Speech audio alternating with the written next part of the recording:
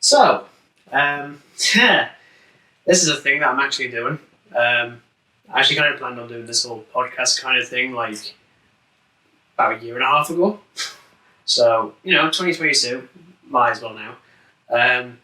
So, pretty chilled out kind of podcast thing. Pretty simple, really. I am, well, my name's Reagan, as should be fairly obvious. I'm with my co-host Dan. Hi. I will apologise already. There was meant to be video components of this, but I cannot get it working to save my life. So next time I do this, I'll probably try and figure it out. But otherwise, you're alright. You don't have to look at our stupid mugs. You can just listen to our stupid voices. So there we go. So this podcast is basically just going to be dealing with the topic of film, TV, video games, that sort of thing. To make it quite interesting for the both of us this time, seeing it as just a test, really. I'm not sure how this is going to go. We decided to do the the 2021 Film Awards.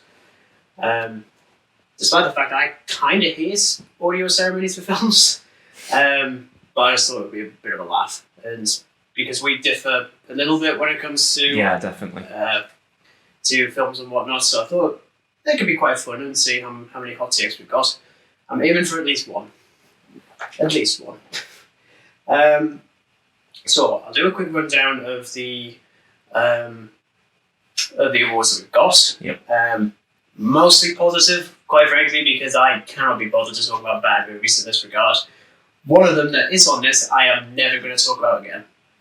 So, yeah, 2021 Film Awards. Let's start with the worst ones. I think that could be quite fun. Yeah.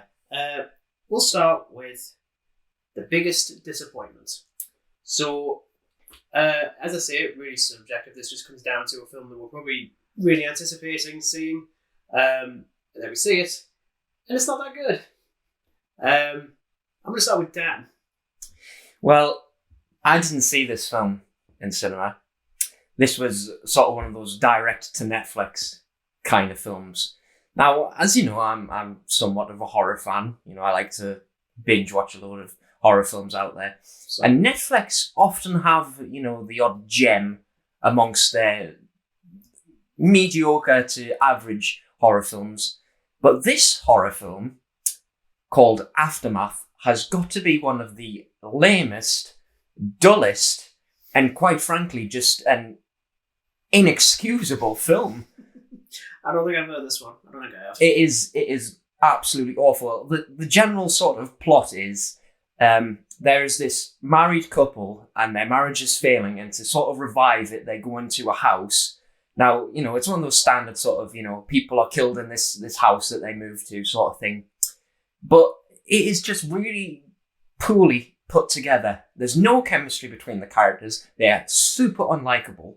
And really the only character I felt sorry for was a golden retriever dog that this couple own. Because that was the only interesting character. Like, he could sense something was wrong, and these two characters, the human characters, couldn't see anything wrong. It's probably just the wind or something.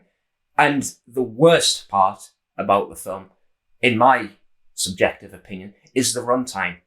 The film is nearly 2 hours long. The horror. The absolute horror, indeed. So what about you? What would you say your worst experience of film is? Well, what's the worst film you've watched of 2021? So that one's actually your worst film of 2021. Oh yeah. Okay. I think I did say most disappointment, but it's fine. We can just go straight to the worst. Oh, for fuck's sake. Oh, for fuck's sake. Edit that out too. Okay, can we do that bit again? Because I fucked that up. It's up to you. I don't mind. Okay. Well, I'll say, biggest disappointment was what it was. Yeah. Biggest disappointment. Biggest disappointment. Okay, well, biggest disappointment I'd say was a trip to the cinema to see another MCU film, Marvel Cinematic Universe film, for those who don't know the abbreviation. Idiots. So, biggest disappointment was Eternals by miles. Yeah. I think as somebody who really enjoys the Marvel Cinematic Universe, like every film I go and see that's part of that universe, it usually gets anywhere from 3 to like 5 stars instantly because of how much I enjoy it. But this just scraped 3 stars for me. And the more I watch it, the more I actually hate it or dislike it, because it is so generic. There's not a lot of stuff going on. The characters, the main sort of characters are supposed to have chemistry with each other, and it just felt like there was none. Like there's this pointless sort of love between these two characters who just clearly don't have chemistry for each other. Yeah. It's just dumb, you know. And you know, the fact that there's 10 actual characters in this film, it's super overstuffed. You know, there's development, I suppose you could argue, but you know, it's not done to the full extent compared to what other MCU entries do. So when I sort of walked out of the cinema, I thought, well, that was just weak. You know, this was something that I thought was going to be somewhat interesting because it looked promising, but then it sort of just failed to live up to that promise. So for me, that was my biggest disappointment of 2021. Yeah, I definitely wasn't big on Eternals. Maybe not enough to be a disappointment, mostly because I saw the trailers and thought this looks pretty bland, to be honest. So I kind of went in. Plus, I didn't even see the film until about a month after release. So that's actually the longest I've gone between an MCU film being released in cinemas and then seeing it. Granted, there's a few I've just waited until Blu-ray to go and see, but whatever. For me, though, my biggest disappointment was probably Antlers. So this was okay. That's a horror film, isn't it? Yeah, directed by Scott Cooper, but the name to focus on is Guillermo del Toro. He's the producer. Okay. So you know, it's like a creature feature, but it'd been delayed obviously due to the pandemic for like a year and a half. Mm-hmm. And it's basically like a modern retelling of the American urban legend of the Wendigo. This like creature that basically possesses people when they're like starving to death and stuff like that. Really fascinating concept, but it's just so boring. Okay. Like, I cannot name a single character in that film at all. I know Kerry Russell's in it. That's about it. I don't even know who she plays. Yeah. I think she's a teacher. And that's the thing, it's only 99 minutes long. It's really, really short. But I bet if you found it boring, it was a pretty grueling 90-odd minutes. I mean, look, it looks pretty. It's very well shot, and the Wendigo creature itself actually looks pretty impressive. They even have a couple of scenes of it in the daylight, which is something the Godzilla films cannot do. Stupid Godzilla. No, I'm kidding. I love Godzilla. But yeah, it's just the biggest sin. It's just boring. Utterly boring. And especially for a film that I was waiting so long to see, I was just sad afterwards. So really, the perfect encapsulation of the most disappointing film is when like you watch it and then feel sad afterwards. That's the case with me with Antlers. So damn you, Scott Cooper. Now we did just touch on Dan's worst film with his little rants, which I'm actually trying not to rant about, funnily enough.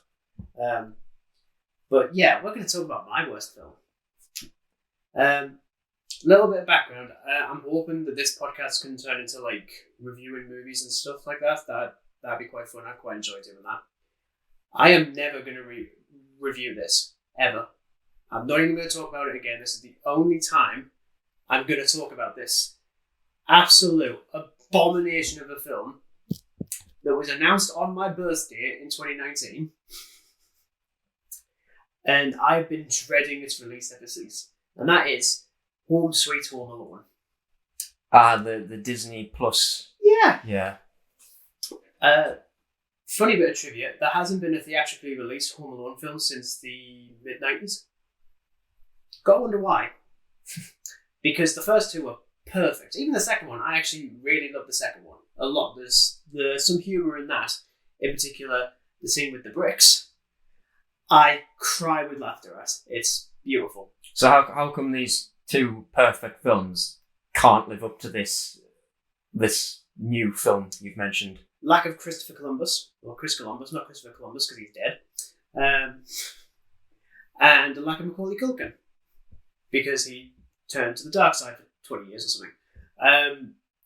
This one is just it's everything wrong, right? This is actually so when it got announced, they decided on the idea of bringing a little bit more depth to the villains, and I think the initial idea was the protagonist was going to be the villains, as in the people breaking into the house, and the antagonist was going to be the kid. They kind of do that here. They literally open with the two burglars that are down on their luck. They're going to lose their house. They're going to lose everything.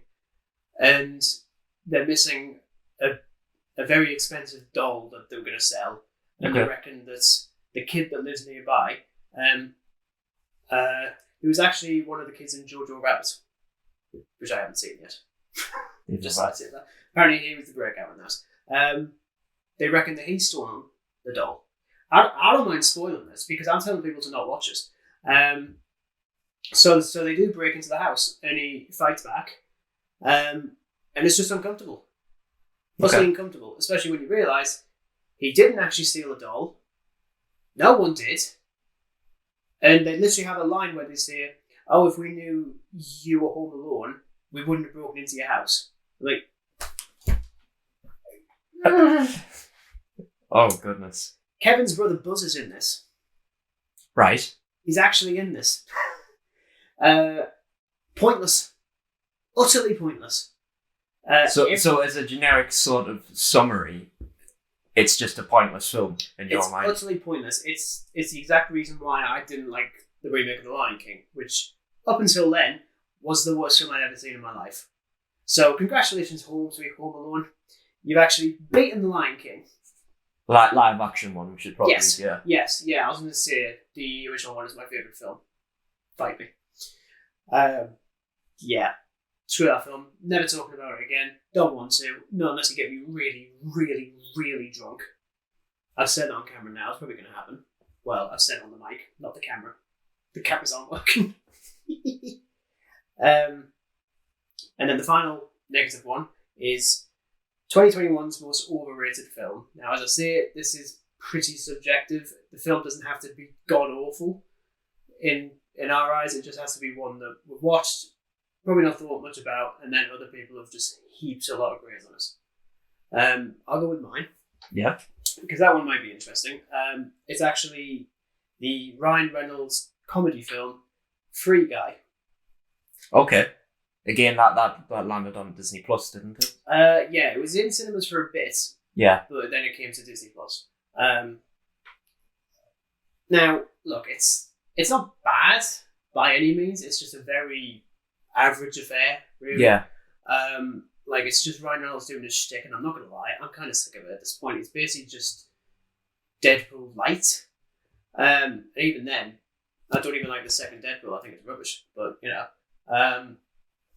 it just, for the most part, it's just extremely mediocre. It's got a couple of nice ideas, and I've seen some people call it like the best video game film ever made. I'm like, well, it's not. I know why you think that.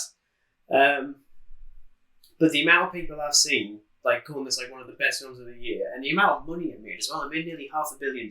Wow. I'm like, fair enough, it's like a brand new IP. That's pretty cool. But honestly, I clearly missed something.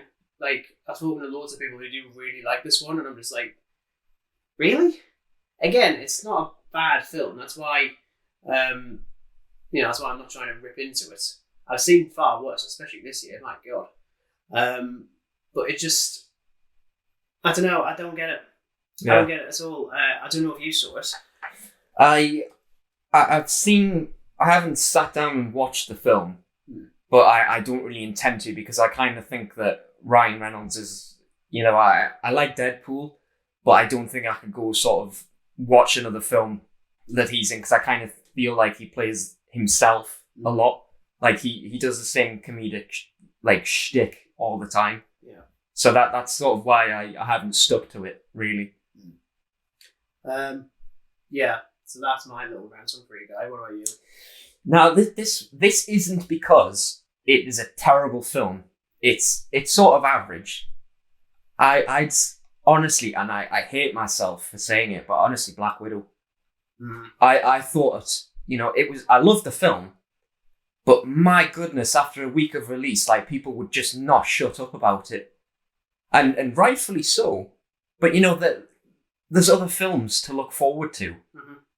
Like, I loved Scarlett Johansson, I loved Florence Pugh, I loved the film, without a doubt, but my goodness, was it overrated. Yeah, I really wasn't big on it, so I think I had it really mediocre. It's certainly not the worst MCU film that came out later, which you've already said. But yeah, I mean, I wasn't even looking forward to a Black Widow film to begin with. For the same reason I don't expect a Hawkeye film. So we've gotten pretty close to the Hawkeye series, which granted, I wasn't big on that either. I do actually like things. We will actually prove this in a bit. But no, Black Widow I just felt was... Maybe it was just because it was delayed, but I sort of thought that even after like a few weeks of release, like, people were just still talking about it, and there were other, like, more excitable things coming out. It's not even the fact it was delayed though, it's the fact that it was made at that point anyway. I mean, even if it was going to get released in 2020, it's still after the character who died. Yeah. In Endgame. That isn't a spoiler, everyone knows. Shut up. If you haven't watched Avengers Endgame, you've been living under a rock. Yeah, it's literally directly above me. I'm literally in first week Blu-ray collection, and I kid you not, it is literally, you know. But no, there was no reason to do it then, I don't think. Yeah. Like, it's literally set after Captain America 3, so why don't you just release it after Captain America 3? Yeah, I think it was a poor choice, a poor decision. Yeah, definitely. But we talk negatively about films, you know, the 17 minutes, according to this. Well, maybe 15, yeah. So let's get to the good stuff. As I say, all pretty subjective anyway. We'll start off with the best lead performance. Pretty simple, really. Not necessarily the character that they're playing, that's going to come up in a bit, but just the best performance that we've seen in 2021. Now, granted, I should have prefaced this by saying I've seen a lot more 2021 releases than Dan has. You've seen, I think it was 32. 57. bit of a chunk there. So I've got a bit of a... I'd like to hear yours first. Well, this one actually surprised me, but I thought Brad Pitt in Inglourious Bastards was absolutely phenomenal. Loved it. Loved his performance. What? Is that classed as a 2021 release? No. Shit. I'm thinking of 2022. Okay, you can just edit that fucking crap out. Ooh, 2021. 2021's best performance. See, this one was a struggle for me, and it's gonna sort of repeat itself a bit because there was some, ups and downs, but I'm honestly going to say it was. I'm gonna have to actually look this up. Yeah. So how about while you're doing that, we'll go with mine. Yeah, we just edit this shit out. No, I'm not editing any of this. This is great. No, you're editing it. Yeah, my pick for the best lead performance was Kristen Stewart as Princess Diana in Spencer. Now, I think when she was first announced to be portraying Princess Diana, I thought, I'm not gonna lie, she is American. Could have gone with like an English actress, but honestly, I didn't mind too much because despite, I'm very much in the camp that, the Twilight films are terrible, blah, blah, blah, blah, blah. Kristen Stewart isn't the reason they're bad. It's just the source material. And she's proven herself to be a more than capable actress. And my God, literally everything I'd heard about her performance leading up to the film's actual release, and she still surprised me. Mm-hmm. It was that good. The accent is absolutely on point. It's kind of terrifying how accurate she actually is to, her real life counterparts, whose story I've always been fascinated by. Yeah. Like she actually died only a few months before I was born. Not that that matters, but I've always been fascinated with it because she never fit in with that whole hierarchy at all, and it was prime for a film which we have seen a few times, but not to this extent. This is still technically a biopic. but it's semi-fictional. It literally opens with a fable of a true tragedy, so it does change things around for the sake of, I guess, dramatisation, but it keeps the core of it there. I know I'm shifting away from Kristen Stewart, but she absolutely commands the screen, and I could not think of a better performance. I can think of maybe one, which may or may not end up on this list anyway. But I think for me, best lead performance is Kristen Stewart, for sure. Okay. Well, going back to, we're just going to pretend that we didn't screw up earlier. Doesn't exist. Well, I'm going to honestly say Tom Hiddleston in Loki. I thought he, I love Marvel, and every Marvel film he's been in, he has such an important role, but in Loki, he just stole the entire show. Yeah, I only watched the first episode of that, and I think everyone keeps on telling me it is actually potentially the best Marvel series. Yeah. I didn't think that, hence why I only watched one episode. I suppose it's not for everyone, but I thought, the way he portrayed Loki, it was just so, he really, portrayed the character of what Loki was going to be. He showed, a whole new side to Loki, not just a villain. There's this whole different character arc, and I just loved it. And I cannot wait for more of the series. And hopefully season 2 will be out very soon. Yeah. Fingers crossed. I was going to say there is a season 2, isn't there? Yeah, there definitely will be a season 2 from what I've from what the actual series teased, really. Okay. Not that cool. So we go Loki in Loki, basically. Right, next one is Best Supporting Performance. Again, pretty simple, no longer the lead, just someone off the side. Now, I'm going to go with mine first, only because I'm slightly curious if Dan has actually picked a film from 2021. Oh, I have. Don't worry. We're not gonna screw up this time. But the question is, will we both go for the same one? Because I'm trying to figure out which one is going to have the same. He's trying to read my mind. Yeah. So I'm going to go with. Now, I could preface this by saying spoilers, because the film is still out in cinemas.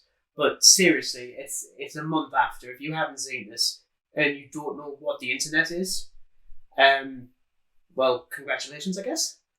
You poo a sod. But Best Supporting Performance is actually going to go to Andrew Garfield as Peter Parker / Spider-Man in Spider-Man, Where the Hell Has My Home Gone? Seriously, where has it gone? Now look, Hollywood's worst kept secret. Oh, without a doubt. We've all said that for a long time. We all sort of knew that, especially when Mr. Maguire was sort of like, I'm not in it. Why would I be in it? Kind of thing. It's the sort of thing where I'm going to open up before by saying I do feel sorry for him. Yeah. Because this is Andrew Garfield, not Tobey Maguire. He hasn't existed for 4 years. No, literally his last film was The Boss Baby. Never seen it. The amount of interviews that Andrew Garfield's had to do for other films and then constantly being nagged and asked about this is the reason why I kind of stand modern media journalism, because you can tell he's getting sick of it, even though he said in retrospect he didn't actually mind lying about it. I would obviously lie about it, but honestly, the amount of times he got asked is just ridiculous. And but as soon as he appears on screen, I was already starting to well up. He gives so much. He gives the equivalent quality and emotion to the character that I'd expect if he was the lead. And he's only in the last hour of the film. Yeah. And he's there as if he's the lead. And that's fantastic, because the reason why I give it to him over, say, someone like Tobey Maguire is because both of Andrew Garfield's Spider-Man films were not good. I know there's people that said, "Oh no, they're actually." It's sort of mixed. I'd say it's mixed. Yeah. I mean, even rewatching Amazing Spider-Man 2 recently, it's got a couple of good bits. He's the good bits when he's not with. I mean, it's the scene in Amazing Spider-Man 2 when I think Gwen Stacy's about to leave for Oxford and he's tapping off a load of random dialogue about Britain and stuff. I'm like, what the hell is this? Yeah. But that's not him, it's the script. He's given so much more to do here. And it's again, he just commands the screen every single time he's on. I'm not going to say that he stole the film, because there's a lot of other things that go in the film to do that, but he is right up there. Yeah. And can I just say, his Spider-Man suit is still the best. It just is. There is not even an argument, not even a debate. Shut up now. Yeah, so my pick, Andrew Garfield in Spider-Man. Oh yeah, the Holmes bag. There we go. But the question is, has Dan gone for the same one? No. Yes! I mean, oh no, the poop thing. You're going to be surprised by this one, I think. I'm going to honestly say Florence Pugh. Black Widow. Yeah. I thought at times she was honestly a lead character compared to Scarlett Johansson. Oh, yeah, I agree. She gave so much to her performance. I honestly thought, who is the lead character in this film? Is it Florence Pugh or Scarlett Johansson? Don't get me wrong, Scarlett Johansson was great. But for me, it was Florence Pugh who just stood out so much as a supporting character. Or actress, I suppose you could say. She just offered so much to the role of Yelena. I thought the accent was really good.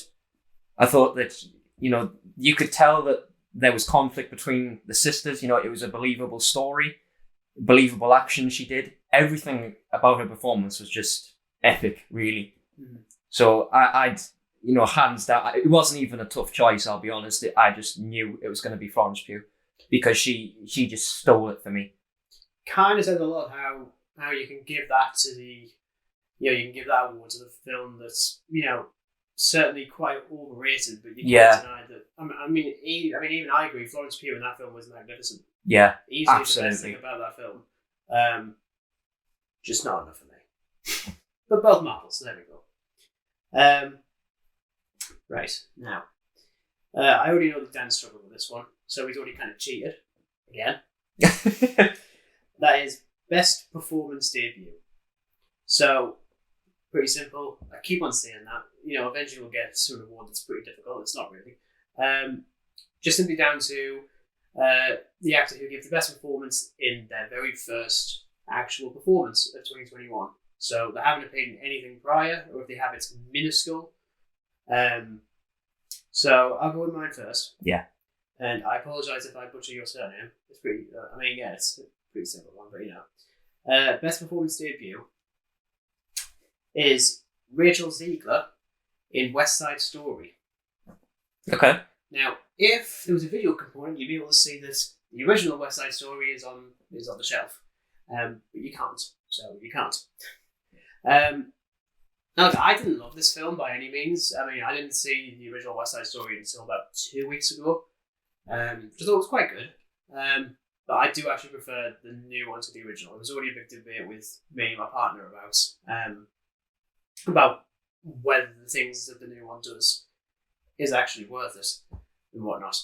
But the thing we could not deny was Rachel Ziegler as the lead protagonist, Maria. Do you actually know anything about West Side Story? I've heard of it, but I haven't sort of sat down and watched it, sadly. Yeah, well, both 2.5 hours long, so you'd have to... It's a case of finding the time for it. Yeah, basically. But basically, it's basically, as I didn't realise, it's actually a retelling of Romeo and Juliet set in 1950s New York. Mm. There's two gangs in New York, one Caucasian and one Puerto Rican, and there's a divide between the two. And we've got Tony, who's part of the Caucasians, and then we've got Maria, who's part of the Puerto Ricans. They fall in love, and unfortunately, it's not going to end well, because of course it doesn't. Because it's a film, that's how it works. They're not going to have a happy ending. But for someone as young as her, for someone who has never acted professionally in her life, who was literally doing cover songs on YouTube until a couple of years ago, but I also didn't realise she actually did play the role of Maria on stage in a stage version of West Side Story about 3-4 years ago. And again, absolutely magnificent. And this is coming from someone who honestly didn't really care about musicals until a couple of years ago. And I did not know nothing about West Side Story until a couple of weeks ago. So the fact that that jumped up as quickly as it did is kind of nuts, I feel like. But, I mean, she's definitely got a bright career ahead of her. I mean, she is sadly going to be in a Disney live-action remake. already. I think she's been cast as Snow White. I believe that's who she's playing. I think it's the same one where Gal Gadot is playing the Evil Queen. I don't know if she actually has a name. I'm just going to call her Evil Queen. I haven't seen Snow White in years. I don't honestly know. So technically, she's got a bright career ahead of her. She's probably going to be in a film that's going to make $1 billion because, of course, it will. But yeah, that for me, I think, is the best debut performance. Okay. Daniil. Well, although I don't really know of any debut performances, I have sort of bent the rule ever so slightly. And I think this is going to be a common theme for this podcast episode, Reagan, but this is again another Marvel-related one. You know, you would think that he'd watch other films. And trust me, this is why I picked it. Now, I really hope I'm saying his name right. It's Simu Liu from... Simu Liu. Yes. Simu Liu. Yes. The actor who plays Shang-Chi in Shang-Chi and Legend of the Ten Rings. Now, he's done other films, sure, but this was his MCU debut. Okay, so it kind of counts. So it technically counts if you think about it. So I'm not exactly cheating. I'm going to make sure he doesn't cheat for next year's one. I'm going to make sure of that. That's actually we continue to next year. Yes, we will. But yeah, I thought, his first introduction to the MCU was great. Like, I couldn't fault it. He was a believable protagonist, and that's all there is to say. He's everything you want a Marvel protagonist to be. Yeah. No, yeah, to be honest, I actually saw that film twice. All right. I mean, it was up until a point that it was actually really great, but then as soon as the dragons rocked up at the end, I was like, you lost us. Yeah. It's still a good movie. And in fact, that was honestly close to being the most overrated film. Right. But I still like the movie. I still think it's good. I'd probably give it like 3.5 out of 5. But it would have been a lot higher had they kept the sort of emotion. Yeah. Well, yeah, because the whole point of the film was really between father and son. Yeah, and not some random dragon that just shows up. Then it just evolves into dragons attacking each other. I'm like, oh, come on. Because that's why I'm kind of being a bit disenchanted with the MCU now, is because whenever you get an interesting director in, they commanded for 2/3 of the film, and then the third act rocks around. It's the same with Eternals. Yeah. That feels like a completely different film by the time that the big CGI climax ends. Yeah, you could argue a film maybe like Spider-Man No Way Home does exactly the same thing. That feels like a John Watts production throughout the entire thing, and I actually care about what's going on by the end. Yeah. That film may or may not appear again. It will. Now, Best Director. I think I'm going to have to go first for this one, Reagan. Oh, okay, I am very curious. It would be funny if this is the one that we both have the same one. Oh. Okay, so Dan's Best Director of 2021 is David Gordon Green. Oh. Weren't expecting that, were you? No, I wasn't expecting that. And strictly just for Halloween Kills. Because I feel that, he's not appreciated enough for it. Okay. I think he does a terrific job of pushing everyone around, doing as they're told, and as a result, he's created a great slasher film. Yeah. So I couldn't fault him in the slightest, because I love the film. I know that, I'd say to a point, it's quite underrated, which we'll get to later in this podcast. It's not that, by the way. It's not that film. Okay. But yeah, I kind of feel that he isn't appreciated enough as a director, especially considering Halloween was an absolute bomb in the box office. I think it was I can't remember what the actual figure was, but it was in the millions, and it was just on opening week or something. Yeah, I mean, granted, these films are made for minuscule budgets. I think the budget of this one was only 20. So it definitely made its money back in the opening weekend, but again, with COVID, it's a bit of a difficult one. Yeah. Because I think David Gordon Green, he did comedies before he did the 2018 one, didn't he? I believe he did. So when he did the 2018 one, when the 2018 one finished, it was sort of just set up for a sequel, and I quite like that. About maybe it was just his thing to set it up for a sequel, and he did a good job of it. Yeah. But then when we got to Kills, I just thought it was so fresh. He just revitalized Halloween so much. Considering I've seen all of the Halloween films and there are some utterly abysmal entries in that franchise. I'm not even going to mention their names because they're not even worth mentioning because they're just, quite frankly, they're just disgusting. But I think he just brought Halloween Kills to life. He just pumped everything he had into that film. And I don't think it's appreciated enough for it. No, I think it's safe to say Halloween Kills will pop up again on this list from one of us. Oh, definitely. So, spoilers, I guess. Now, mine. Now, he hasn't made the best film of the year. Okay. By far. But just for the fact that he was able to make this film how he wanted to, got it out there, and see, I'm looking at Dan, he knows it. I think I have a vague idea, so can I be bold and guess? I mean, you could if you like. Is it Zack Snyder? It is Zack Snyder. Is it Justice League? Obviously. 2017, it's not. No, Zack Snyder for Zack Snyder's Justice League. Now look, I'm going to preface it by saying, I think Zack Snyder's a really cool person. I think he's so cool. But his films are not great. Yeah. Like, look, Man of Steel is good, for the most part. Batman v Superman is okay.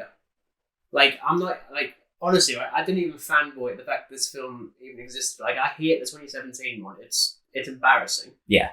And even when I heard that this film was going to be happening, I still thought, there's no way that this film is, you know, it's gonna deliver. We'll talk about that later. Ooh. But yeah, but just for Zack Snyder himself, he's given the opportunity to go back and prove that he did actually know what he was doing. The amount of people that was constantly like, oh, he has absolutely no idea what he's doing, he's just kind of guessing and stuff like that. And you know, even I was like that. I thought, I don't understand what your whole game plan is. Yeah. We got to see more of it here. He brought a lot more depth to the film. His signature style, I think, is improved over the previous ones. Like, his use of humour is a lot stronger than in BVS. That one was pretty cringy for humour. This one actually works a lot better. And as I say, he didn't make the best film of the year. Yeah. But he didn't need to. Like, if we went with the best film of the year, which we will later, I can't give it to that director. I just can't. Because they aren't the reason that film is so good. But his signature take on this universe, it made me rethink. It made me think to myself, you know what? You could go back and do it. Yeah.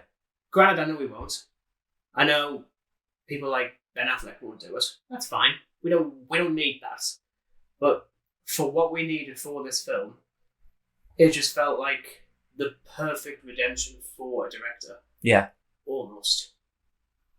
Because we do have another award for that kind of thing, which we'll get to later. But I'm actually going to segue a little bit, because we're already talking about Zack Snyder's Justice League.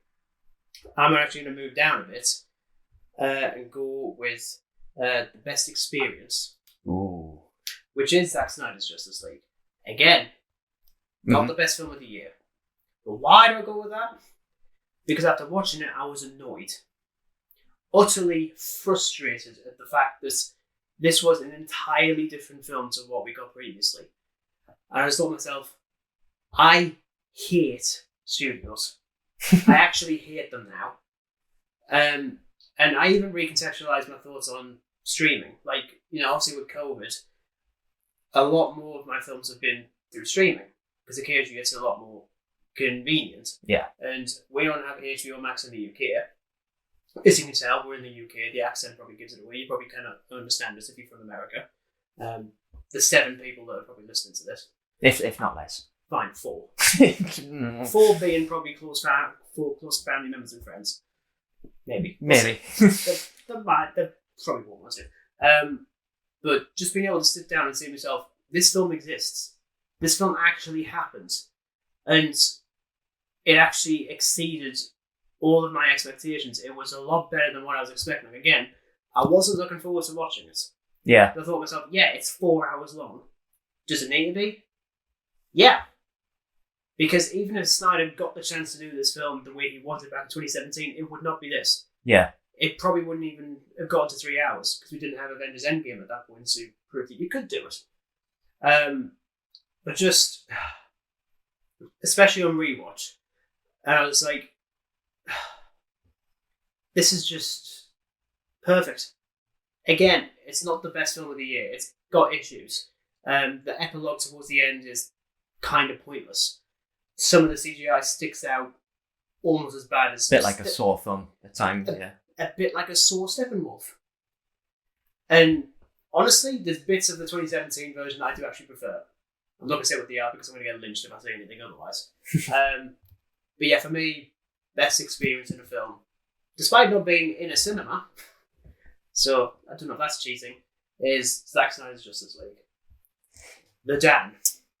I think I'm going to get quite a sour look off you for my choice of best experience. Now, I didn't see this in cinema, and I really wish I did. Godzilla vs. Kong. But you know why? Because this just straight up brought me back to childhood. Just seeing two of cinema's finest monsters clash it out in a neon city was just absolutely fantastic. I can't complain too much. I do own it in 4K above us as well. Like, when I saw it, I was like, wow, this is just like, living back when I was a kid, just seeing like little cartoons of Godzilla and Kong. And it just blew my mind, Yeah, it's very much the sort of film where it knows exactly what it wants to do. Mm-hmm. It just wants to please the hell out of you with a bunch of epic monster bouts. It's one of those, I'd say it's just the perfect popcorn flick. Yeah. You could just sit there and watch it and not have to think about anything. It does exactly what it is intended to do. Mm-hmm. No, it's definitely not the perfect film. No. But it is certainly an enjoyable one. I did actually prefer it slightly over King of the Monsters, which in a different year might have been like... I think I was one of the few people who really didn't like it on first viewing, and everyone else did, and then everything started shifting. Like, I know that I think you really liked King of the Monsters. I did.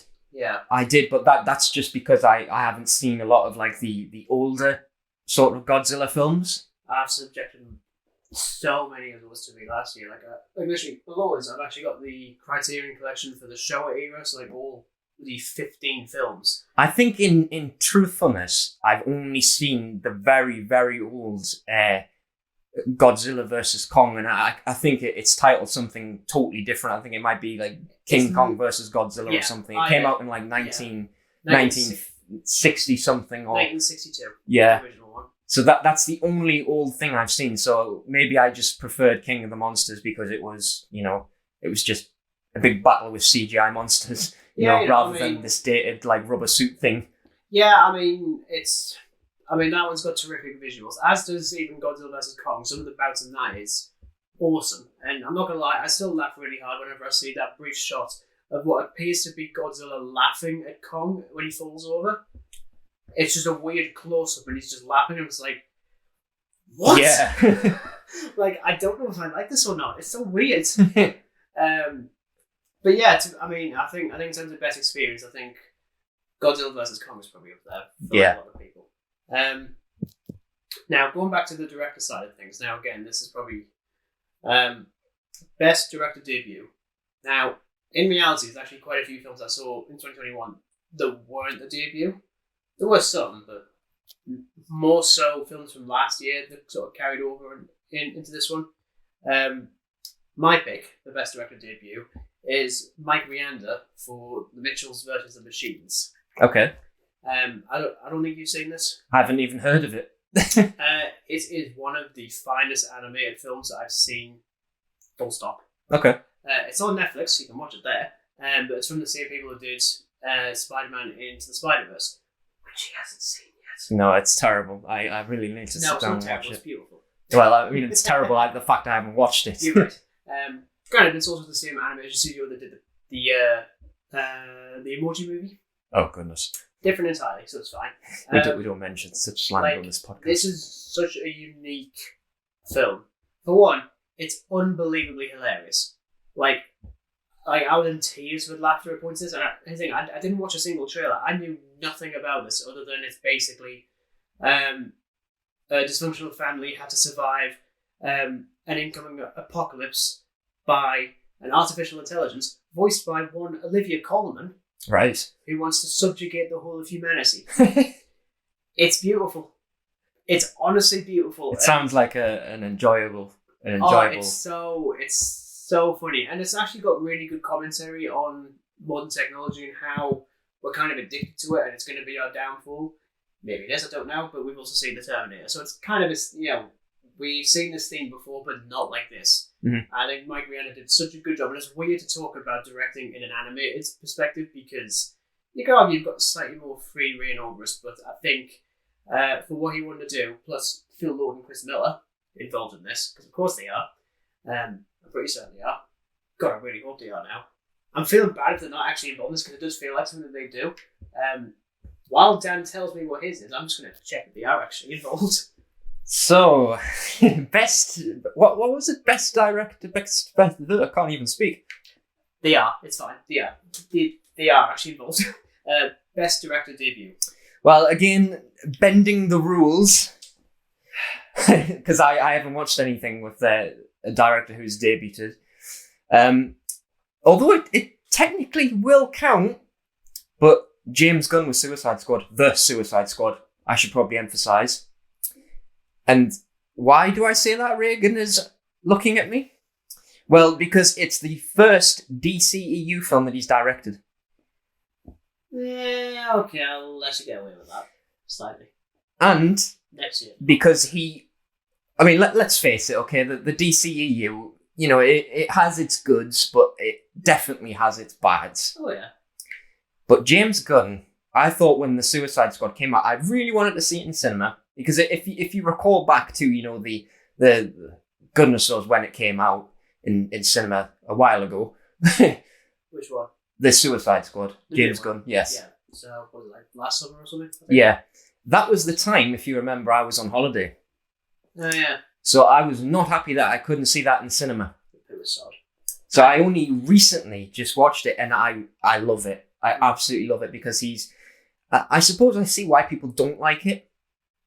Because it's James Gunn's style. He kind of adds that Marvelness into DCEU, but I think it needs that because of how poor some of the DCEU films are. Oh, yeah. It needed sort of reviving a bit. It needed something passionate put into it, and I think he's done that. Mm-hmm. I think he's done a great job with the characters. He's done a great job with the story. He's done a great everything with the film. Yeah. And I love it. And I think that film is going to be a favourite of mine for a very long time. No, I mean, it's kind of funny when you think about it, how they made the 2016 one to compete with Guardians of the Galaxy. Yeah. And so DC's response is, well, we'll just get the director to do the next one. And it actually worked. More than that, he didn't just do another Guardians of the Galaxy. Because let's stress, James Gunn is capable of doing a lot more films than Guardians definitely. of the Galaxy. And he sort of proved that. Yeah, I actually think it's better than both of them. Mm-hmm. And I really like both Guardians films. Yeah. This is actually better. I think and honestly, I'm of the same opinion, quite frankly. As a sort of diehard Marvel fan, I got to say I prefer the Suicide Squad to both Guardians films because he's done such a terrific job with this film. Definitely. Right. Best score. Ooh. Well, I think we know what mine's going to be. I don't actually know. I can't tell because I think I know what it is. Okay, have a guess. I'll allow a guess since you allowed me a guess. I'll be annoyed if it actually is this. Is it whoever? I don't actually know the composer. Sorry, because this is okay. If you can name the film, is it Halloween Kills again? It is Halloween Kills. What a guess! Yeah, it's Halloween Kills, and it kind of goes back to what I was saying about the film Kills with the director. The score for it is just so good, and it makes the film so much more better. It's not saying that the film isn't good; it's great, but the score just goes with the film so great. It really adds to the atmosphere. It really, really goes with it. And John Carpenter, the composer I think he's done every single Halloween film. Oh, so it was actually Carpenter who did it? It was Carpenter who made the score. Right. But Carpenter directed the first Halloween. Yeah. But he did the scores for, I believe, all of them. I didn't realise that. because he was on board for a lot of them. But, you know, some of the scores never quite lived up to some of the Halloweens. But Kills, I thought, was just so, you know, it was really fitting, is the word I'm looking for. Like, it stuck in with everything that was going on, and it made it a lot more suspenseful, I think, when the score kicked in and there was, you know, Michael Myers chasing after someone. I thought, wow, this score really goes with what's going on in this scene.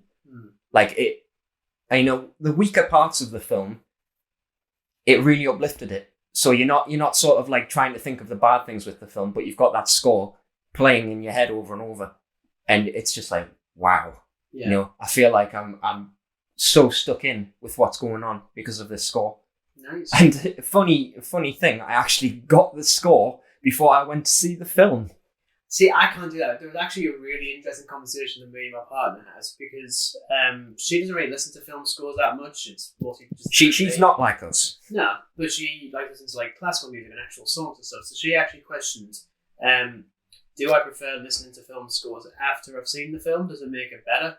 And I actually thought to myself, actually, I don't think I've listened to a single film score until after I've seen the film. Mm-hmm.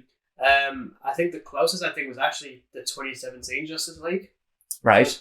Danny Elfman, yeah. Yeah, funny enough, given what's coming next. That's like a nice and, you know, it's like a satisfying segue into my pick for the best score for 2021 is Jungle XL with Zack Snyder's Justice League. Again. Now, yeah, this actually won 3 awards now. Congratulations, Zack. This is the longest score ever released for a film. Yeah. Funny enough, for those vinyl enthusiasts such as myself, I think it is the longest vinyl soundtrack that has ever been released. I believe it to be 7 discs? 7 discs. 7 discs. 4 hours long. 200 quid. Yeah. Don't do that. Or do it. Just like stream it. Just don't get the CD. Or, you know, do it. The cassette. Because vinyl, we all know vinyl is just, you know, far better. Yeah. But anyway. Anyway, yes. So as I said, longest score ever released for a film. I believe it did actually beat Cleopatra, which I think still had the longest. Yeah. Which is also a great film. I actually watched that for the first time last year. Absolutely terrific. But this score is such an improvement. Like the original one, I just don't like. It's Danny Elfman on standby, basically. He just does the most generic thing possible. And I think I was still one of the few people that really despised the fact that he used the 1989 Batman theme and the John Williams Superman thing. Mm-hmm. I'm like, no, you've missed the point. A lot of it does just come down to replayability. Like, how often would I like to listen to it? Yeah. And I listen to this thing constantly. It actually really helps whenever I'm like scripting out sequences in like scripts and stuff. For those who don't know, I like to. Well, the plan is to be a screenwriter, which I have done for a few shorts in the last couple of years, which has been quite nice. But it also feels very uplifting. It's really badass in places. Like, I would definitely agree with that. I think it's what I love about that score is it establishes who the character is. Like when Wonder Woman makes her thing, there's a score just for that. The theme for Wonder Woman in this, I actually think is the best usage of her theme. Like it's like, wow, okay, who is this character? You know, it does such a good job of establishing these protagonist characters. Now, major credit to DC for actually delivering on really unique superhero themes, which is something I can't see for Marvel outside of the Avengers. Yeah, and maybe Guardians of the Galaxy. Yeah, almost Shang-Chi, to be honest. Yeah, and I guess the Spider-Man films. I actually really like the score for that. That was actually very close to actually getting this. The score for No Way Home, but I think just for the experience, I think Zack Snyder's Justice League just about takes it. So well done, Zack Snyder's Justice League. You've got 3 awards. You might have multiple. I can't actually remember if Dan said he liked any of them. I am listening, I promise. I've just got a pair of headphones in. Now, this one is, again, pretty subjective. Best visuals. Now, this could be cinematography, it could be visual effects, it could just be, even the directing, I guess, can technically take this. I'll go with mine. Okay. Second award for The Mitchells versus the Machines.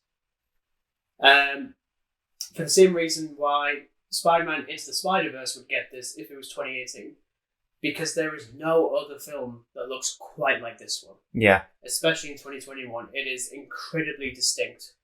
Really cartoony, but not over the top and silly.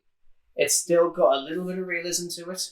But even just down, I mean, they do the thing that I adore, which is they still shoot this as if it's a live action film. Yeah. Very rarely do you have like a virtual camera, as we'll call it, where it feels like it's doing something that a camera couldn't actually do. Yeah. It's a bit like what they do with the with a lot of the Pixar films. They always treat it as if it's, you know, it's shot like an actual.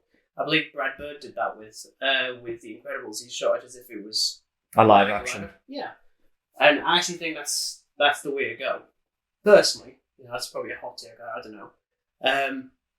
But yeah, just for me, the look of the Mitchells vs. the Machines is absolutely impeccable, and they might do a second one. I don't know, but I'd quite like to see that.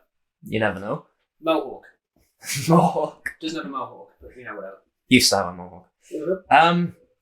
You know, I'm just straight up gonna say No Way Home. Okay. Because it, you know, I know you said like it could be cinematography, directing. I think it just takes everything with visuals. I kind of like to compare it to Spider-Man 3 with Tobey Maguire, because I think No Way Home is sort of the upped version of that film. Obviously, we have our differences in the film, but this I thought was just incredible. The CG, great. Yeah. Cinematography, fantastic. Everything about it was just phenomenal. And sitting in that cinema, I feel sorry for those who haven't actually seen it in cinema, because it is such a glorious experience. I think you can say as well, it was a fantastic experience. I mean, it's definitely, again, it was very close to getting the best experience. Yeah. Quite frankly, because I was really worried about that one. Yeah. Because I've never been that big on even Far From Home. I think why I loved it so much is it was such a big step up from definitely. Those two films. Like, don't get me wrong, I love them, but No Way Home just beats it in everything. Yeah. Yeah, I'd definitely say so. Now, best protagonist. Oh. Now, we're not talking about the performance. We're talking about the character themselves. As in, how do they function? What are their motivations clear? Do you get a great understanding of who they are?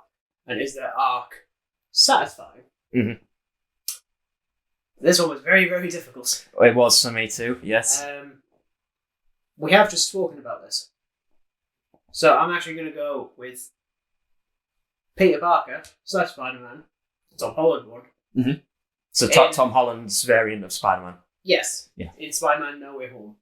Because by the end of this film, what we didn't realise we were getting with this was actually a massive origin story for Spider-Man without really doing the origin.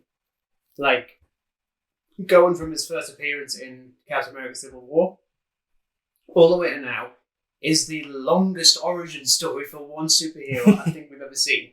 It's not until the end he is truly the Spider-Man that we know. Yeah. Now, I'm not saying, oh, well, he's closer to the one in the comics, therefore it's better. No, I'm not saying that.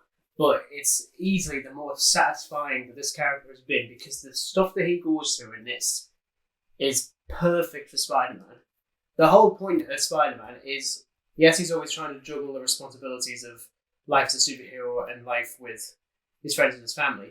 He can't have both, and he shouldn't have both. So this film makes the bold call to be like, screw it, we're going to make it so that no one knows who he is. Not just no one knows who Spider-Man is, no one knows who Peter Parker is. Again, in brutal honesty, when this part of the film came on, my eyes were starting to water because of how... I cried so often in this film. It's ridiculous. How sort of in-depth it actually was, and you could tell that he just gave everything into this role. Yeah, that's my pick. I'm starting to think that might be the same for you. It was very, very close, and I suppose you could say it is related to it because it's Marvel once again. I'm going to go with Kate Bishop, Hawkeye. Oh, okay. Haley Steinfeld. And I know that's weird, but I thought that it's so different because she develops so much as a character in Hawkeye. Like, she starts off as this, like, sort of... absolute fangirl. Yeah. fangirl for Hawkeye. And then she realizes it's not all about that. Yeah. She comes into dangerous paths. She realizes that it's not about being a fangirl. It's about living up to responsibilities, you know, that she has to do things that are going to be out of her comfort zone. And she develops so much as a character. And the chemistry she has with Clint Barton, Hawkeye, is, you know, you couldn't ask for better chemistry, quite frankly. And even with sort of antagonists, the way she interacts with the antagonists in the series, phenomenal. Mm-hmm. So, hands down, Kate Bishop. Yeah. No, I actually kind of forgot the Hawkeye was a thing again. Mm-hmm. I do that every 3 or 4 minutes. But to be honest, Hayden Steinfeld's Kate Bishop is actually really spot on. That's when I did actually really like her in it. But now we get to the opposite end, not direct opposite, like worst protagonist, not that. Best antagonist. Mm. Now, I've had some time to think. Not on my choice, but his. I think we both know. I know exactly we both know which one it is. And Come on, let's just get it out in the open. Okay, Dan's best antagonist award goes to.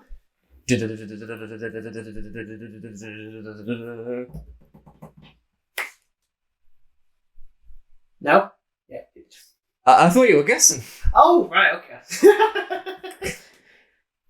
Is it Michael Myers? It is. No, I totally lied. I'm sorry. Candyman. No, actually. Who is it? Candyman. Oh, okay. Oh. Mm-hmm. Okay, so it was very, very close, so I had to kind of tease you on a bit with that. Candyman, I can side with, yeah. And the reason for that is because after seeing the first film, I mean, that film's in like late sort of 90s when that came out. Yeah. I haven't watched any of the sequels because they just look inferior, quite frankly, so I have no interest. But this villain was so creepy to an extent of being worse than Michael Myers. Yeah, to be honest, if I hadn't picked my pick, because mine's very unorthodox, like you would not be able to guess it at all. No, I don't think I could. But Candyman was close because I think, especially because I'm not big on the original film, I've got it up there. Yeah. But what this new one does is really make this character a lot more 3-dimensional. Yes. Like, I actually completely understand what kind of character he is now, because I didn't get it in the original. Yeah. It kind of like suggests things, but it doesn't. But not like this film does. No. It gets really uncomfortable. And, rightfully so. This is a character that's born out of a society that makes it. Because I remember we saw it in cinema. Mm-hmm. And there's this scene, and again, I suppose you could say this is spoilers, but, if you haven't seen it, you've again been living under a bit of a rock. There is a scene where these sort of high school girls are talking about the myth of Candyman. So this friend dares them to stand in the bathroom and look at the mirror. If you remember, it's four girl characters. Yeah. Sort of teenagers, and they're messing on, and they start saying Candyman, Candyman, Candyman.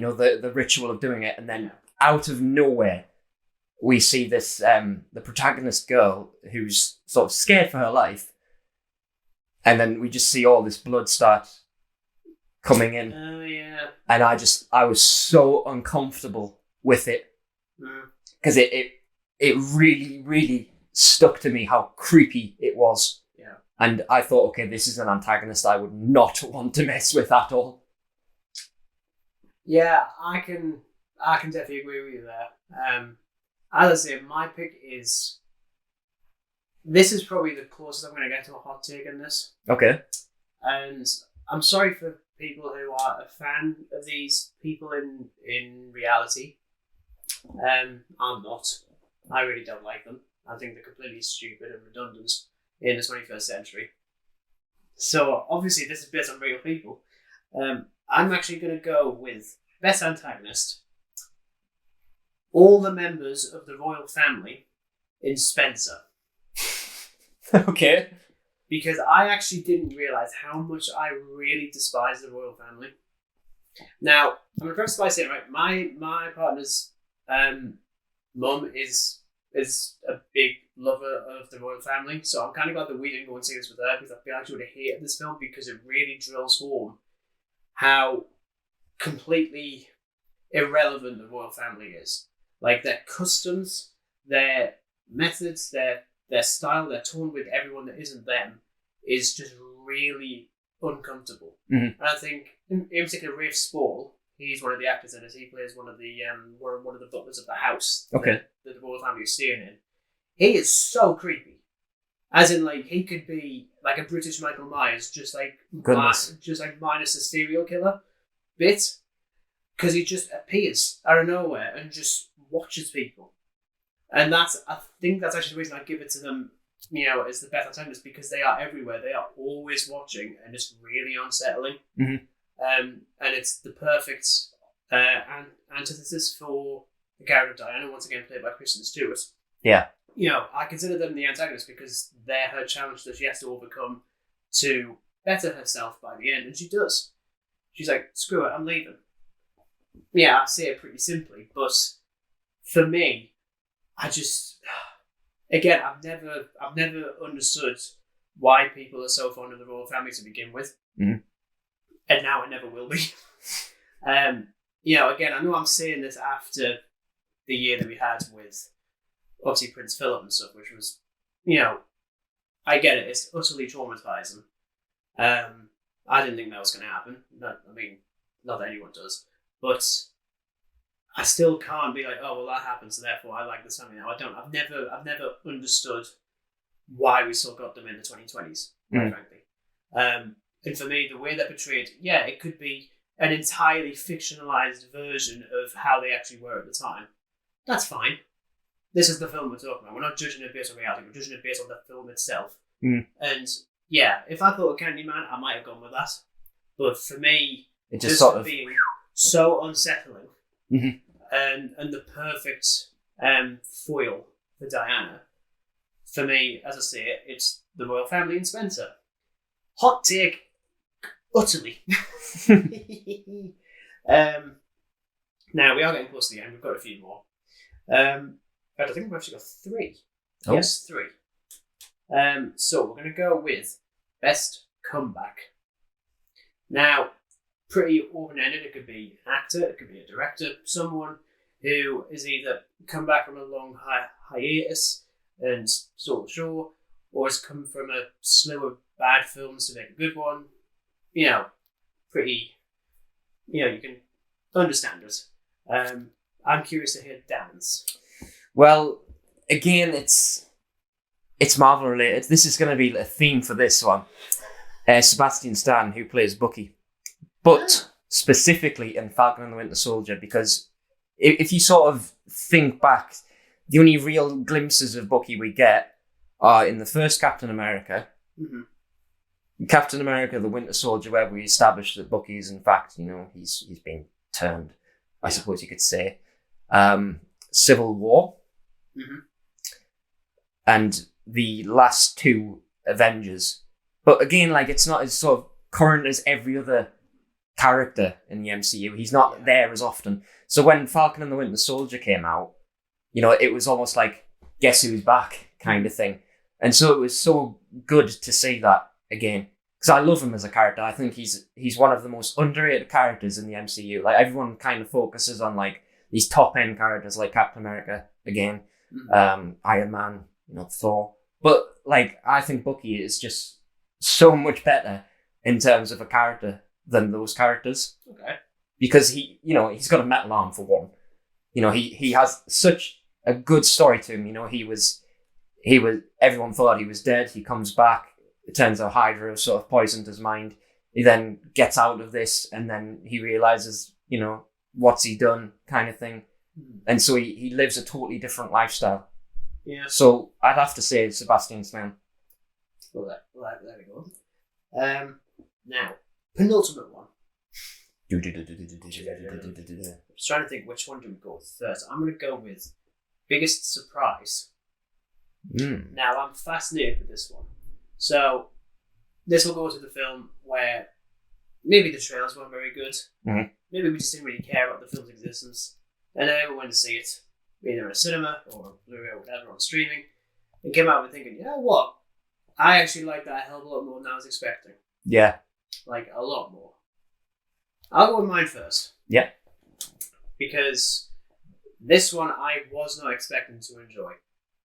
Because this is part of a franchise that I've actually kind of stayed away from for a long time. It wasn't until last October where I saw the first film and thought, yeah, it's good. I don't mind it. Yeah, it's pretty good. But everyone else is like, oh, it's one of the horror classics. I'm like, yeah, okay. Mm-hmm. And then I saw one of the legacy sequels that we've been getting over the last few years. So I thought, nope, didn't like it. Very mediocre. Exactly the same film, just set in 2018. And then we get Halloween Kills. And I walked out there thinking, you know what, that was bloody brilliant. And I did not expect that at all. Again, I deliberately stay away from it because I don't like hype. I don't like that. It's really... And as someone who as you said to me before, you don't really like slasher flicks. Yeah, I've kind of stayed away from it until the last couple of years. But I was constantly getting... Mostly because I've never understood the fascination with Laurie Strode as a character. Mm-hmm. Like, Jamie Lee Curtis is awesome. But I do not care for that character. So when she's sidelined for most of this to focus on the people of the town of Haddonfield, I'm like, you've got it.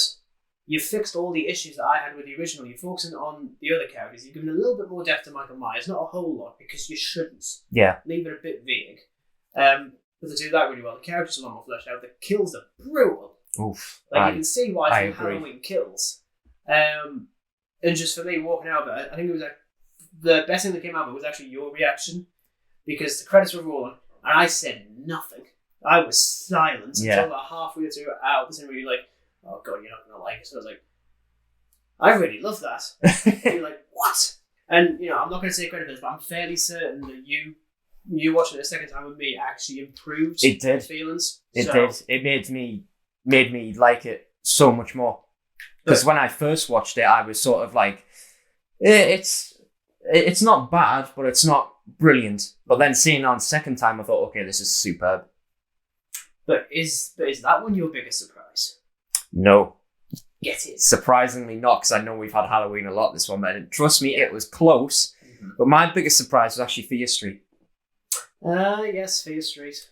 The trilogy. And I suppose when they came out, I think it was like every week. I think it was every 2 or 3 weeks or something. 2 or 3 weeks. There was three. There was 1994, 78, and then 1660. Yeah. But, I saw it and I thought, oh, okay, this just looks sort of like a generic slasher thing. But it really surprised me. Because not only was it brutal. Oh, yeah, it is brutal. It has a good sort of plot to it. Yeah. I kind of like the fact that it goes back in time to what actually happens. So you've kind of got these prequels that come out later. So you watch the actual sequel first, and then you go back and think, oh my goodness, why have I seen this character before? It does such a good job of doing that because you're so shocked by it. Yeah, I mean, we watched the first two together. Yeah, we watched the 1994 one and 78 one. And I've got to sort of say 78, I thought it was the weaker one. Yeah. Because I think it borrows that Friday the 13th thing a bit too much. Yeah, and it did take us a while to get the 1666 one delivery because I felt I'd been burnt out on the second one. But I did actually... You could argue that's one of the better prequels. It does things a little bit different. I mean, again, it's difficult to judge this one because it's a very unique take on a trilogy. It's literally released, as I say, 3 weeks apart. So it feels like a mini-series, but for 6 hours. Yeah. It's a 6-hour mini-series. And I can actually remember watching that one and I'm like, oh, this is actually really good. Because I think I was sort of like, when Netflix brings something out, you either in the opinion, okay, I'll give it a shot. It's like, oh, another Netflix thing is probably going to be terrible. But when I actually sat down and started watching it, I thought, okay, this is actually something I'm enjoying. Yeah. I want to see more of it. Yeah, I didn't actually realise they're actually written by R.L. Stine as well, the books this is based off of. Yeah. As you do. So there you go. We do actually have 2 more awards. It was actually 3 initially, not 2. So I've missed the obvious one. That would be the last one. We're going to go with 2021's underrated gem. So this could be a film that maybe got really poor reviews that we liked. It could be a film that no one talks about that we really like. It's, I'd like to hear Dan's. Well, Dan the man. I'm going to honestly say The Conjuring, The Devil Made Me Do It. I still haven't seen any of the Conjurings. The only thing I've seen in that franchise is the first Annabelle. That's it. I think the reason why I chose it as an underrated thing is because I think it gets too much hate. I have heard people talk really mixed about it. Because it is really mixed, but I don't think people appreciate it. Like, I think it is, in some ways, better than the second one. Well, I mean, this one didn't have James Wan directing it, did it? No, it was somebody totally different. I can't remember the director's name at all. But, you know, it does lack that James Wan sort of style element and style, yeah. But it is a very, very creepy film, and some of the best sound design I've heard is in that film. Oh, okay. Because there are parts of it that just make you feel so uncomfortable, and it does an excellent job of doing it. There is a scene in a morgue, and essentially this film sort of drifts away from like the whole demonic thing, you know, demon coming through. It still uses it, but it does it a bit differently, which is what The Conjuring needed, quite frankly. Right. And anyways, there's a scene in the morgue and the lights are flickering and the sound of it's perfect. And the footsteps, perfect. So I think it's hugely underrated from not only a technical perspective, but as a story as well. Because it is a lot more different than the first two films. And I think anyone else has seen it can't argue about that. Because it is a bit different, which is good because we don't really want a franchise where it rinses and repeats the same idea over and over and over again. Like, yeah, the sort of original idea is in the third Conjuring film, but it's done differently. So it's almost like their own take on it, which I really appreciate for. I've also just realised I actually missed out my best comeback. Oh, I've actually just realised I can't really edit around this, so we're just going to go with it. I'm going to quickly come in mine, and then we'll go back to the underrated gem. Steven Spielberg for West Side Story. okay. I haven't liked a Steven Spielberg film since 1998. Sorry, I haven't seen films like The Post or Bridge of Spies, stuff like that. And yeah, I didn't love West Side Story, but it was easily the best that Spielberg has done since then. Even then, Saving Private Ryan was a bit of a disappointing one for me. Anyway, I did like it. It's a good film. But I haven't seen a Spielberg film of that style. It's easily in his top 10 now. We'll just do that. I just realised I was looking at it and saying, hang on a second, I didn't say mine. No, 2021's underrated gem for me is a film called Stowaway. So this is on Netflix. So you've got a Netflix subscription, which most of the planet does now. Yeah. You can watch it on there. It's a science fiction film. Very, very ironically down to earth, following a crew of 3 setting off on a mission to Mars. Okay. And then they find a stowaway. So now they've got a 4th person on board. They haven't got enough fuel to get back to Earth. They're about halfway through by the time they realise that he's there. And they haven't actually got enough resources, like food and drink and stuff, to sustain for 4 people. So now it becomes a major moral dilemma of what the hell do we do? Yeah. Do we just kill him? Do we let him live? I mean, how the hell do we do this? Just under 2 hours long. And here's the thing, people really don't like this one. Right. Like, even the average rating on Letterboxd is something like 2.8. Wow. So it's very, very middle of the road. I personally loved it. I love this style of science fiction that we just don't get anymore. For one, it looks absolutely stunning. Okay. You've got Anna Kendrick giving the best performance of her career. Toni Collette is once again playing a bit of a dick. Got a bit of a type here. And there's Daniel Day Kim as well. He's also really good. Everyone is absolutely terrific in the film. But it is that moral dilemma that is the focus of the film. Is if you're put in that situation, what are you going to do? And no spoilers, I didn't expect the ending they were going to go with. Right. At all. So it surprised you in pretty much every way. Yeah. Again, I'd only seen a clip. That is it. I'd only seen one clip and that was it. But for me, it's the kind of sci-fi you just don't get that much anymore. So it's nice to get that in 2021. And for me, it just worked. And it's a shame that the other people that just thought, oh, it's just so boring. I'm like, well, did you go in expecting something like Gravity? or even Life with Ryan Reynolds and Jake Gyllenhaal a Yeah. couple of years ago. No, like read the synopsis of the film, you know what it's going to be. So I could argue it's down to audience expectation, but for me, it was exactly what I wanted it to be. Yeah. It's the best kind of sci-fi that I like. And we need more of it. I'm just glad that we got it on air. But now the big one. I'm adamant we have the same one. Okay. I'm sure we got the same one. So what's the next one? The big one. That is best film. Best film. I don't need to explain that one. Yeah. At all. I think it's safe to say we both have this one. Yeah. I am pretty certain we do. Yep. Now, I saw this film on opening day. Thank God. I did too. Because I could not wait until the second day to go and see it. Because it would be spoiled immediately. It is, well, for me. Actually, how about we just see it together? Okay. Okay. 1, 2, 3. No Way Home. Yeah, there we go. You got to it before me. I was going to say the full name. Spider-Man, No Way Home. There you go. Yeah, we don't even need to, we've already said about everything we can about this. I was nervous about this. I don't know about you. But I think I wasn't nervous, but I went in with just not knowing what I was going to expect, really, if that makes any sort of sense. Like, I didn't know what to expect from the film.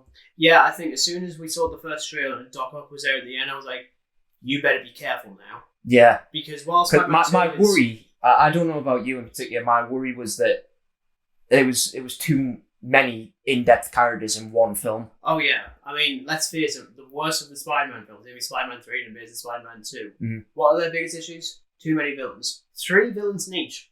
So, No Way Home's response is, let's do 5. Yeah, almost double it. Yeah, but you can argue they get away with it because these characters have already appeared before. Yeah, so we have some knowledge of them. Which you could argue is maybe like a get out deal free. Because even Kevin Feige said recently, the reason they didn't do Doc Ock or Green Goblin in the MCU until now is because they couldn't figure out a way to get someone else to play them. It was the same reason why J. Jonah Jameson doesn't actually physically appear in Amazing Spider-Man 2, because Mark Webb was like, well, I don't know who to cast. It's J.K. Simmons, you can't do better. And this one already does that as well. He comes back as a different version of the character. Doesn't get a lot to do with Spider-Man, but he's still great in the film. Not nearly as entertaining for sure, but again, it's a different version. And as I said, worst kept secret ever. Oh, absolutely. Hollywood's worst kept secret. Yeah, and I've already said how much I despise the way the journalists treated Andrew Garfield for this, but it was still unbelievably satisfying. And I'm not going to use the whole thing of, oh well, I cried multiple times, therefore it's the greatest film ever, because maybe it isn't. I think maybe it was just me, but when that scene happens and Andrew Garfield comes through, that you could just sense how surprised the audience were. Even though we just knew that obviously they were going to be in the film, but still seeing it, there's just a part of you that's like, nah. It's like, this film exists. Yeah. It actually happened. And I'm going to say it. I don't want to, but I'm going to say it. This is the best Spider-Man film. Oh. Now, Into the Spider-Verse was there, for years. It's perfect. But the reason I picked this one, again, you could argue it's just down to nostalgia. But it's my nostalgia. It's my pick, so whatever.